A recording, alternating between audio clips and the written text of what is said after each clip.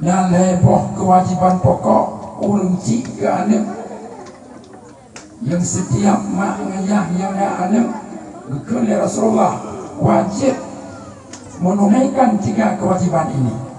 Ini kewajiban yang paling pertama dan utama. Ada 2 orang cik ke anak di dalam kewajiban-kewajiban lain. Itu leboh kewajiban. Pertama, ayyuhsina ismahu iza walada.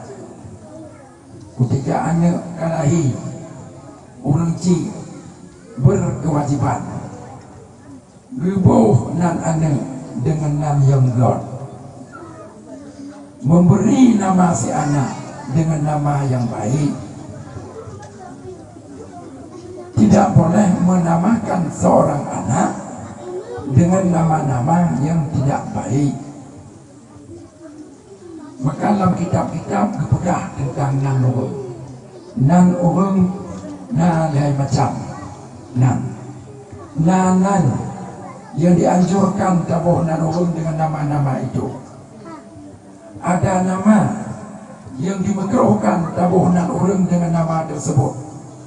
Ada pula nama yang haram hukumnya tabuh nan tidak urung dengan nama tersebut.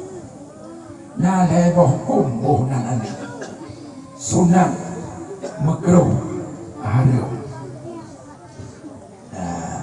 Nyawa-nyawa anak terbuka. Tengah pergaulan.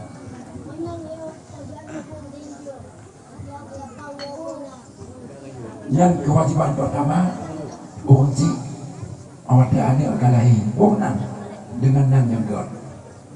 God menurut kacamata syarak, God menurut Allah, yang God menurut Nabi.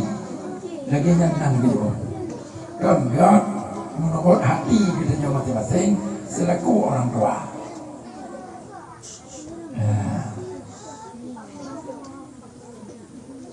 Yang kedua, wa ayyu'allimahul kitab iza aqala. Bila anak yang kana akal, maka kewajiban yang kedua atau kunci adalah gepunau berquran. Punau berquran sampai jud dibaca Quran oleh anak ayam. Karena berqurannya modal, jadi untuk jud dibaca kitab-kitab Arab. Ya. Kewajiban yang kedua. Kewajiban yang kelain, Allah yastanjiba ummah. Bila anaknya karayu kadewasa katro wajib mekawin, maka wajib akan seorang ayah wajib dipekawin anak bekhut ke Malaysia dengan sebab anak yang dipekawin dengan orang tersebut. Minta jodoh anak orang-orang yang hancur ke Malaysia dengan sebab anak yang dipekawin oleh ayah dengan jodoh tersebut.